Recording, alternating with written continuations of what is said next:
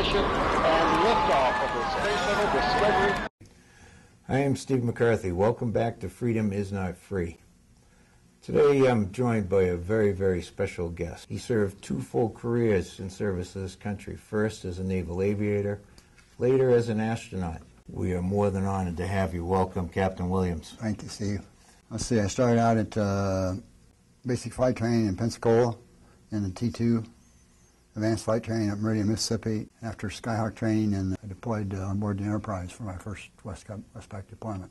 Can you tell us a little bit about training to take off and land on a carrier? Yeah, well, taking off is pretty easy. You just get up on a catapult, and when you're ready to go, you salute, and they fire you off there. And hopefully you got enough airspeed to make it back, make it fly, which it really works. That's good. So coming back, though, is a little bit more interesting because you do that all by yourself.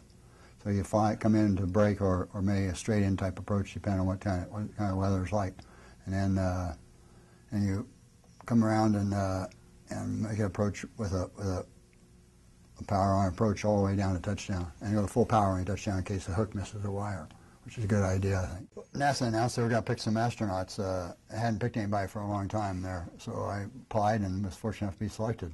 35 people. Call ourselves the 35 new guys, TFNGs. Now, that sounds awfully easy. I applied and was accepted. Well,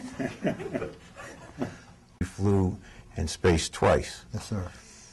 Take me back to the day of your first space mission and try to describe what you were feeling, what it was like. Okay. I mean, this has got to be the ultimate rush to go into space. Yep. Okay, so let's see. So you go down to the Cape about, first of all, you finish up all the training in Houston, then you go down to the Cape about 5 or 6 days before the mission starts to get readapted to a new time zone, all that kind of stuff. So then the day of launch, you get out. They wake you up at some ridiculous hour, probably depending on when the launch is. But anyway, we had an early morning launch on 51D on the Discovery flight, so that was important. Anyway, so you get up, have breakfast at the crew quarters, and you go out and get in a van. They take you down to the pad. Nice thing about that, there's no traffic on the highway then. You know, they take you down to the launch pad. It's about a 10-minute drive, 15-minute drive down there. Get out, and then you go up an elevator to get up to so you can access the shuttle on the launch pad. Crawl in. There's a ground crew there that helps you strap in, which is good. And you get all set in that guy, and then they close it out, and then everybody leaves, and you're left out there by yourself for an hour and a half or so of countdown time. Tell me a little bit about what weightlessness is like then. No, it's probably not like anything you've ever done before, unless you've been on maybe a roller coaster or something like that, where you come over the top and go down, sort of thing. It doesn't last very long. This lasts for days at a time. It takes a little while to get used to, but it's not too bad. It's pretty fun, actually. Talk to us a little bit about what that first liftoff felt like.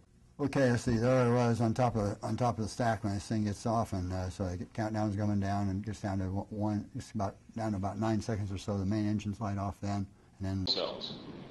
Coming up on a go for auto sequence start. Control of all the vehicle's critical functions. 8, 7, 6, 5, start. 2, 1. Boost ignition and liftoff of the Space Shuttle Discovery, returning to the space station, paving the way for future missions beyond.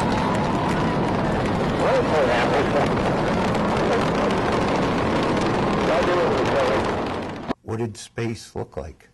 My favorite thing was look down at the Earth because you don't get to see it from that point of view too often. Then you bring this rather sizable aircraft back into the atmosphere. You, as the command pilot, now have to bring it down. Yep. And as I understand it, you have no power. It's true. It's a glider. So how far did you have to glide to land? Let's see. Well, from entry interface, it's a pretty long way. It's halfway around the world or so, maybe. But anyway, but when you actually come in for landing, you probably come in overhead the field, maybe about 20,000 feet, 90 degrees to the runway, make one 270-degree turn to touchdown from there. I want to thank you for your service, both as a naval officer and as an astronaut. Thank you. Thank you.